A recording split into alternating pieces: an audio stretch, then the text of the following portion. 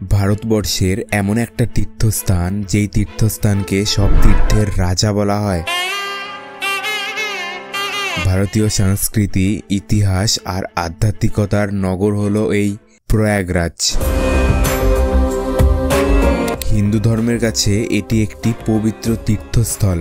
পবিত্র গঙ্গা, যমুনা, সরস্বতী নদীর মিলনস্থলে এই প্রয়াগরাজে অনুষ্ঠিত হয় পৃথিবীর সবচেয়ে বড় ধার্মিক মেলা, মহাকুম্ভ মেলা।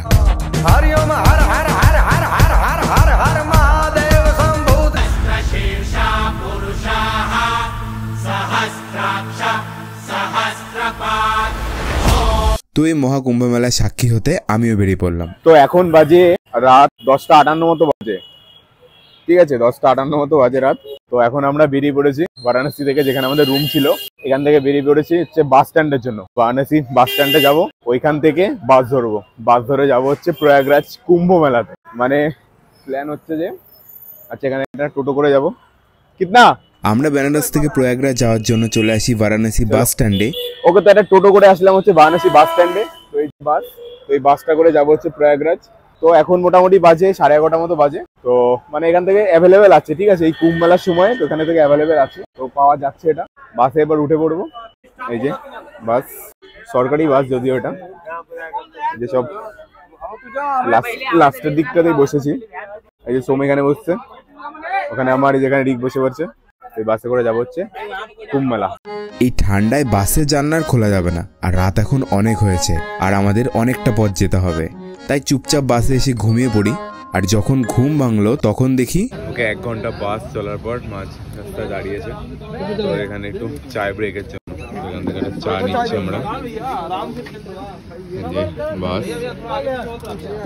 এখান থেকে চাটা খেয়ে নিই, তারপর আবার বাস ছাড়বে।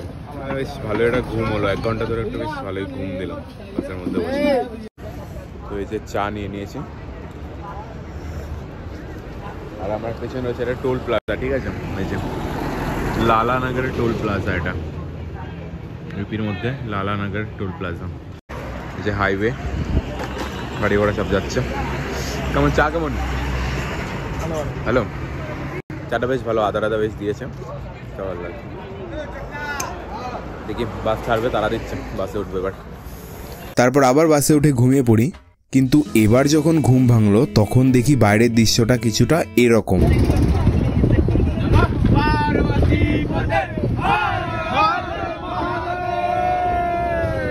যেটা আমার ঘুম ভাঙানোর জন্য যথেষ্ট ছিল।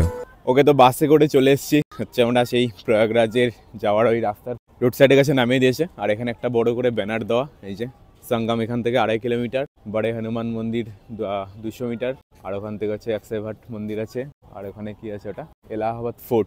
তো যাচ্ছি রাস্তা দিয়ে, মানে ফগি ওয়েদার হয়ে আছে, কুয়াশা জাস্ট সেরা, ঠিক আছে। মানে এখন রাত মোটামুটি কটা বাজে তোমাদের আমি দেখাচ্ছি। এখন রাত বাজে যে 2:40 মতো বাজে, ঠিক আছে। এখন ওই যে কত লোক এখনো আছে এখানে। মানে বাসে করে আসছিলাম ওদিকে, সেই ব্রিজের নিচে যেই সিটিটাকে করা হয়েছে আর কি মেলার উপলক্ষে। তো সেই সিটিটা মানে দেখতে এত সুন্দর লাগছিল না, আলোগুলো জ্বলছিল, মানে মারাত্মক লাগছিল দেখতে, ঠিক আছে। সিরিয়াসলি আমাদের এখানে কোনো প্ল্যানই ছিল না, ঠিক আছে। আমরা মানে প্ল্যান করেছিলাম যে বারাণসী ঘুরবো আর অযোধ্যা ঘুরবো, ঠিক আছে। তো তারপরে এই মহাকুম্ভের এই মেলাটার ব্যাপারে মানে জানতে পারলাম, তারপরে এখানে আসা। সিরিয়াসলি যেখানে যে আসতে পারবো ভাবতে পারছি না, যে 144 হর হর মহাদেব। জাস্ট এই 2:30-এর সময় প্রত্যেকটা মানুষের জাস্ট জোশটাকে দেখো, কত লোক এখানে। এই যে প্রয়াগরাজ মহাকুম্ভ 2025। ওকে, তো মেন গেট দিয়ে আমরা এন্ট্রি করে গেছি। তো এবার দেখি কতটা পথ হাঁটতে হয়। ওখানে তো ব্যানারে তো লেখা ছিল যে 2.5 কিলোমিটার মতন। জাস্ট দেখো এখানে লোকজন সব যাচ্ছে হেঁটে হেঁটে, ঠিক আছে। মানে রাত 2:30 মতো বাজে, তাও এখানে এত লোক। মানে এরপরে যখন সকাল হতে শুরু করবে তখন যে কত লোকের যে এখানে থাকবে সেটা তো একদম কল্পনাই করা যাচ্ছে না। মানে তো এখন এতটা রাত বলে মোটামুটি একটা অ্যাভারেজ, মানে অ্যাভারেজের থেকে একটু কম ভিড় পাওয়া যাচ্ছে। এই যে এখানে লেখা মহাকুম্ভ 2025। এই যে এখানে একটা ছবি তোলার আই থিঙ্ক ব্যানার টাইপের করে দেওয়া। সিরিয়াসলি মানে যেটা বলছিলাম যে এখানে আসার আমাদের কোনো প্ল্যানই ছিল না, ঠিক আছে। কিভাবে যে প্ল্যান হয়ে গেল এখানে, মানে অবাস্তব ব্যাপার। জানি না ভাই এখানে আমার ক্যামেরার ফোকাসে কি হয়েছিল, একটু অ্যাডজাস্ট করে নিও। বারাণসী বাস স্ট্যান্ড থেকে তো বাস ধরলাম 12টার সময়, আর এখানে এসে এখন নামলাম। তাই না? সবই মহাদেবের কৃপা, তিনি আসেন বলেই হয়তো এই সৌভাগ্যটা হয়েছে। এখানে তো আর কোনোদিন আসতেও পারবো না, কারণ এই মহাকুম্ভ মেলাটা তো আর কোনোদিনও দেখতে পারবো না, কারণ 144 বছর পর এটা হচ্ছে, আবার 144 বছর পর আবার হবে, তো ততদিন থোড়ি না বাঁচবো। তাই এটা তো একটা once in a lifetime experience, তাই না? সিরিয়াসলি মানে এখানে সেটা অন্য রকমই ফিল হচ্ছে, মানে একদম আলাদা একটা এনার্জি চলে আসছে। জাস্ট দেখো সবাই দৌড়াচ্ছে এখানে, ঠিক আছে, দৌড়াচ্ছে। আর এখানে প্রত্যেকটা আলাদা আলাদা ইয়ে করা, ঠিক আছে, এটা ন্যাশনাল মিডিয়ার জন্য আলাদা ইয়ে করা। এদিকে I think parking, tent city করা আছে এখানে, দেখতে পাচ্ছি টেন্ট করা আছে এখানে। আর এখানে সব লোকজন যাচ্ছে, মানে এখানে ওয়েদারটা একদম দারুণ হয়ে গেছে, ঠিক আছে। ফগ পড়ছে, কুয়াশা পড়ছে অল্প অল্প, আর ওয়েদারটা ইয়ে কেমন লাগছে বল? সিরিয়াসলি মানে অ্যাকচুয়ালি এটা তো এখন মাঝরাত, ঠিক আছে, তো সেই মাঝরাতে যে এত লোক, ঠিক আছে, হয়তো এখন মাঝরাতে এসেছি বলেই হয়তো এরকমটা পাচ্ছি, ঠিক আছে। আচ্ছা এই ভাই লোক কে সাথ क्या, আচ্ছা বাংলায় বলি আগে। আচ্ছা বাসে করে আসছিলাম, এই ভাই এই দাদাদের সাথে দেখা হলো। তো কাহা সে আলো আপ লোগ? बनारस। वाह, बनारस से आए हैं हम लोग भी बंगाल चलेंगे घूमने। चलो चलो हम हमारे साथ चलो। আচ্ছা কিধার? নন্দী বাগান। বাহ, বলছে ওনাদের একটা দোকান আছে নন্দী বাগানের ওখানে। সিরিয়াসলি মানে এখন থেকে দোকানপাট খোলা শুরু হয়ে গেছে না, আই থিঙ্ক সারাতি মনে ওপেন ছিল সব লোকজন। চলো এক তোমারা ধ্বনি দে দো।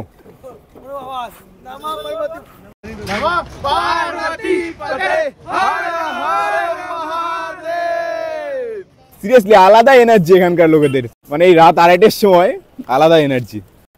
রাত 2:30-এর সময় এখানে আসা সকল পুণ্যার্থীদের মধ্যে একটু অন্য রকমই এনার্জি দেখেছি। সকল পুণ্যার্থী ত্রিবেণী সঙ্গমে পৌঁছানোর জন্য দলবদ্ধভাবে এগিয়ে চলেছেন। আমরাও হাঁটতে হাঁটতে চলে আসি প্রথম দ্বার কচ্ছপ দ্বারে। তো হাঁটতে হাঁটতে মোটামুটি আমরা আই থিঙ্ক সঙ্গমের দিকে যাচ্ছি, অনেকটাই রাস্তা মনে হয়। তো সামনে একটা গেট দেখতে পাচ্ছি যেটার নাম হচ্ছে কচ্ছপ দ্বার। এই যে সামনে এটা হচ্ছে কচ্ছপ দরজা। আর এখানে লোকজন দেখো, জাস্ট লোকজন, 3টে মতো বাজে, লোকজনের ক্রেজটা দেখো, এখানে আলাদাই ক্রেজ এখানে, ঠিক আছে। দেখি এবার কতটা হাঁটতে হয়, হেঁটেই যাচ্ছে অনেকক্ষণ ধরে। যদিও বলা হয় গঙ্গা যমুনা সরস্বতী নদীর মিলনস্থল ত্রিবেণী সঙ্গম নামে পরিচিত। আর ত্রিবেণী সঙ্গম যাওয়ার প্রধান দ্বার হলো সঙ্গম দ্বার। তো সেই সঙ্গম দ্বারেই আমাদের পৌঁছাতে হবে। তো এখান থেকে এই একটা ডাম নিয়ে নিয়েছি, এই যে এই ডামগুলো 20 টাকা করে দাম, কারণ ওই ত্রিবেণী সঙ্গমের তো জল নিতে হবে, তো ডামগুলো একটা কিনে নিয়েছি। তো তারপরে ওই সামনে গিয়ে স্নান করে তারপরে জল নিয়ে যাবো। যাই এবার দেখি কতটা দূরে। তো হাঁটতে হাঁটতে চলে এসেছি আরেকটা দরজার সামনে, নন্দী দ্বার। যে সামনে নন্দী দ্বার, মানে এখনো বলছে এখনো 1 কিলোমিটার রাস্তা এখনো যেতে হবে সামনে। তো আমি এখানে আমরা একটা সাবস্ক্রাইবার পেয়ে গেছি, ঠিক আছে। সার্চ করো চ্যানেল है सब्सक्राइब आप ठोकिए। হ্যাঁ सब्सक्राइब आप ठोकिए। ঠিক আছে, চলো চলো। ওকে একটা সাবস্ক্রাইবার পেয়ে গেছি, ঠিক আছে। সিরিয়াসলি এই মেলায় সবাই অনুমান করছে যে 50 কোটি প্লাসের মতো লোকজন আসবে এখানে, ঠিক আছে, মানে পুণ্যার্থী আসবে, সরি লোকজন না। তো 50 কোটি লোককে দিয়ে যদি সাবস্ক্রাইব করানো যায় তাহলে কত সাবস্ক্রাইবার হয়ে যাবে। সিরিয়াসলি লোকজন কন্টেন্ট বানানো দেখে সাবস্ক্রাইব করছে, আর তোমরা ভিডিও দেখে সাবস্ক্রাইব করছো না। ইয়ার সাবস্ক্রাইব করো, সাবস্ক্রাইব। সেই তখন থেকে হেঁটেই যাচ্ছে, ঠিক আছে, রাস্তা শেষ হচ্ছে না। তো অবশেষে সঙ্গম দ্বারের দর্শন পেলাম। এই যে সামনে রয়েছে সঙ্গম দ্বার, এই যে এটা হচ্ছে সঙ্গম দ্বার। চারিদিকে জাস্ট ভিউটা দেখো এখানে। ঘড়িতে তখন সবেমাত্র ভোর 4টে। এত ভোরে ঠান্ডায় স্নান করাটা ঠিক হবে না ভেবে আমরা প্রথমে নাগা সাধুদের আখড়া খুঁজতে শুরু করি। তো আমরা এখন হাঁটতে হাঁটতে ভেতরে এমন জায়গায় চলে এসেছি, ঠিক আছে। আমরা এখন খুঁজছি হচ্ছে যেখানে ওই সাধু সন্ন্যাসীগুলো রয়েছে, তো সেই জায়গাটা। তো অনেককে জিজ্ঞাসা করছি যে কোথায় রয়েছে তারা, কেউ বলছে এদিকে রয়েছে, কেউ বলছে ওদিকে রয়েছে। তো একজনকে 2-3 বার করে ভালো করে জিজ্ঞাসা করে বললাম যে কনফার্ম বলুন কোথায় রয়েছে। বললো তো এই সাইডে রয়েছে। তো আপাতত এই দিকটাতে যাচ্ছি, দেখা যাক পাই কিনা, ঠিক আছে। তো আপাতত দাঁড়িয়ে আছি গঙ্গা নদীর মাঝখানে। তো এটা গঙ্গা নদীর মাঝখানে অ্যাকচুয়ালি না, এটা গঙ্গা যমুনা সরস্বতী নদীর মাঝখানে বলতে গেলে। তো আমি যে ম্যাপটা দেখেছি, দেখো এই যে এটা আমার লোকেশান এখানে, ঠিক আছে। এই যে দিক দিয়ে নদী বয়ে গেছে, এটা গঙ্গা নদী। আর এই সাইডে এটা মনে হয় যমুনা নদী। সরস্বতী নদী তো এখানে অ্যাকচুয়ালি বিলুপ্ত হয়ে গেছে, তো বিলুপ্ত প্রায় নদীর মধ্যে পড়ে, তো সেটাই আর কি। এটা গঙ্গাজি নাম দেওয়া। তো এই যে এটা হচ্ছে আমার এই লোকেশান, এই জায়গাটা এখানে দাঁড়িয়ে রয়েছে। আর এই যেখান থেকে ভিউ কিছুটা এরকম দারুণ লাগছে, দারুণ। আই থিঙ্ক সকাল হলে দেখতে আরো ভালো লাগবে, কিন্তু এই গঙ্গার জলের যে স্রোত এখানে মারাত্মক। তারপর হাঁটতে হাঁটতে চলে আসি নাগা সাধুদের আখড়ার সামনে, আর তখনই এটা দেখতে পাই।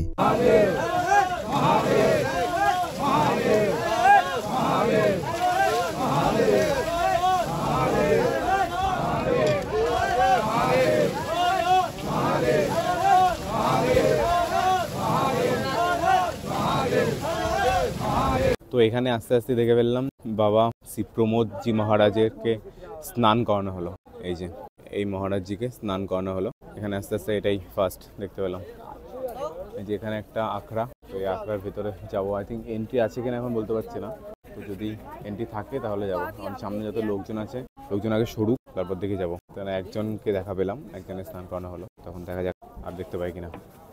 তো আমরা এখানে আপাততের জন্য বসেছি, ঠিক আছে।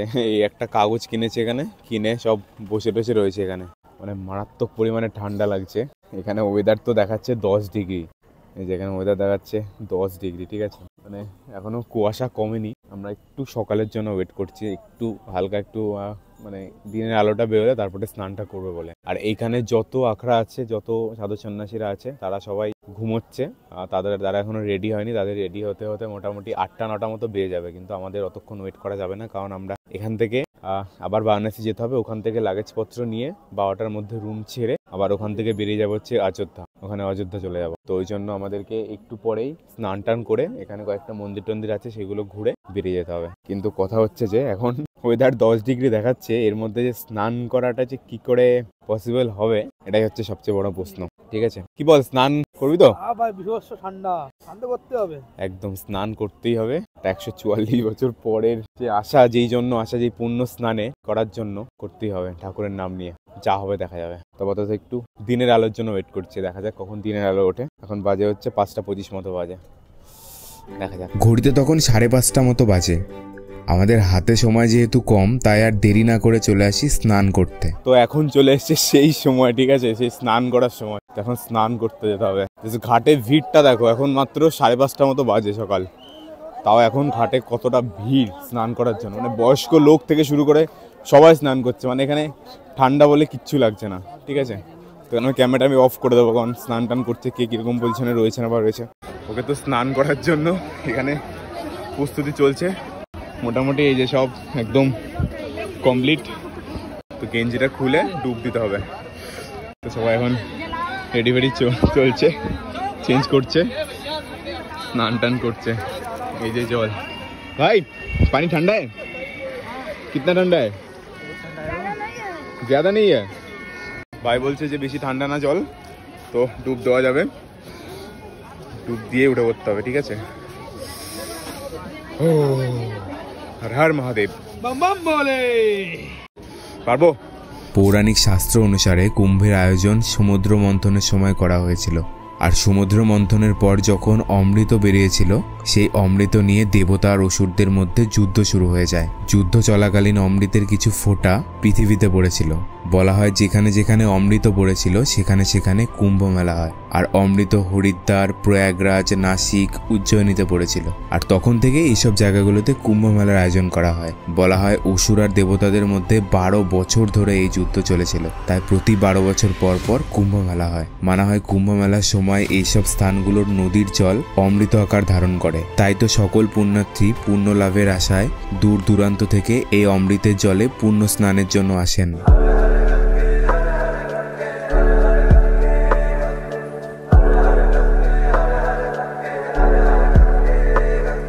ওকে তো আমাদের পূর্ণ স্নান কমপ্লিট হয়ে গেছে, ঠিক আছে। মানে জলে নামার আগে যা ভয় লাগছিল, তো যেই নেমে 2-3টে ডুব দিলাম, তারপর থেকে একদম পুরো ওকে। মানে এখন আর কোনো তেমন ঠান্ডা ফান্ডা লাগছে না। মানে এখানে সকাল 7টা মতো বেজে গেছে, কিন্তু মানে এখনো মানে সূর্যের তো কোনো দেখাই নেই। আর মানে অন্ধকার টাইপেরই হয়ে রয়েছে, ঠিক আছে। শুধুমাত্র এই লাইটগুলো জ্বলে এই পুরো দিনের মতো হয়ে আছে, ঠিক আছে। এখনো সূর্যই ওঠেনি। তো এই মহাকুম্ভের পুণ্য স্নান, মহাপুণ্য স্নান, কারণ এটা 144 বছর পর। মানে এটা কি বলবো, এটা জীবনে আর আসবে না, থোড়ি না 144 বছর বাঁচবো। তো এই স্নান, পুণ্য স্নান মানে করলে নাকি পাপ টাপ নাকি সব ধুয়ে যায়। জীবনে হয়তো অনেক পাপ করেছি, তো সেই পাপ যদি একটু কমে, একটু ধুয়ে যায়, তো সেই কি বলবো, সেই এতে স্নানটা করা অ্যাকচুয়ালি। তো প্রয়াগরাজ এসে এখন এমন একটা মন্দিরে যাচ্ছি, যে মন্দিরে হনুমানজি মানে শুয়ে আছেন, ঠিক আছে। আমরা হনুমানজির মূর্তি দেখেছি, দাঁড়িয়ে আছেন বা বসে আছেন, বাট এখন যে মন্দিরটা যাচ্ছি সেই মন্দিরে হনুমানজি শুয়ে আছেন।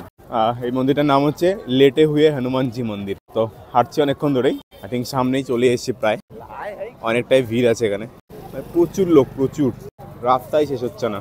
আর মোটামুটি এখন 8টা মতো বেজে গেছে, ঠিক আছে। এখনো কিন্তু সূর্যরই দেখা নেই, কুয়াশা পড়ে আছে। এখানে কি একটা হচ্ছে বেশ, যেটা হচ্ছে এখানে।